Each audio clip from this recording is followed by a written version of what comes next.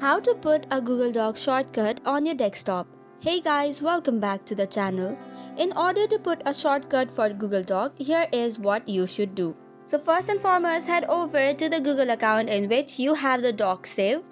Once that is done, head over to the three dots which is on the top right corner. Before that, make sure you select the Google Docs and then go towards the option of Cast, Save and Share. Tapping on it, you will see the option of Create Shortcut. Tap on it. Now you have to rename the doc on the name that you want on the desktop. Once you have renamed, tap on Create button. Now you'll have to save or select the location where you would like to save the location. Once that is done, if you head over to your desktop, you will see the Google Docs shortcut on your desktop.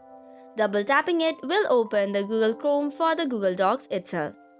That's all for today's video. For more such contents, do not forget to hit the like and subscribe button. Thank you and keep watching.